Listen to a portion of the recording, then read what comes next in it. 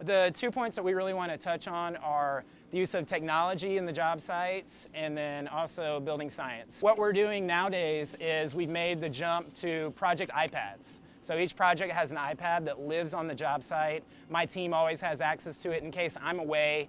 The information's there, they can see all the cuts. So really like having all of those views and all of those capabilities at one moment is extremely helpful. When you do the renderings, whether it's like video game style or not, people get emotionally tied to that.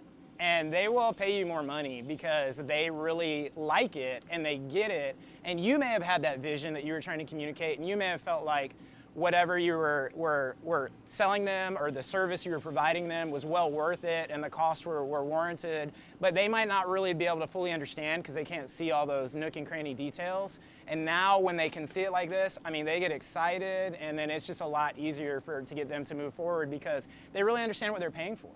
And you know, that for anybody that's going to go do a huge investment like a custom home, I mean, I think that's what I would be looking for. I just want to really have some assurance that I'm spending my money in a proper way. And when you're speaking, you know, to architects, architects know what they're talking about. Builders may know what they're talking about, but a lot of times the client doesn't really understand. And I know y'all understand that, and I'm sure y'all are all great at presenting to your clients in whatever format you use.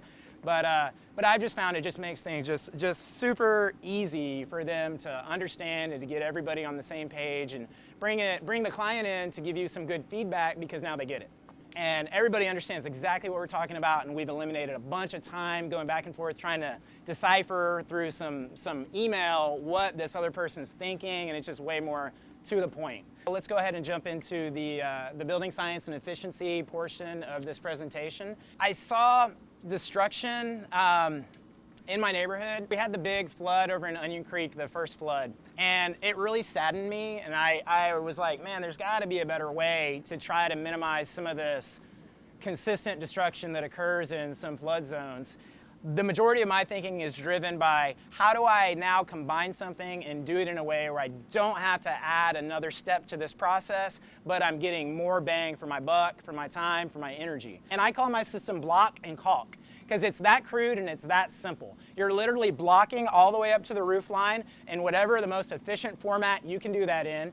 Because what I realize is even though you're doing a lot of weather sealing and we have blower door tests and stuff like that, because people have become so dependent on foam to meet those energy efficiency numbers that are required nowadays, you don't end up actually truly blocking everything. So you do have some very precarious, weird areas that you might not even think about that are just wide open. Once the game became just block it all the way up to the roof and seal everything, now I have the premium air and water barrier out there that I feel like exists. And the beautiful thing that I'm like so proud of is it's one process. Like we didn't add to the process at all. So we actually made it less. Like I think it's easier to do this than to put on house wrap. Extremely proud of the simplicity of this system because she then had to go on anyway.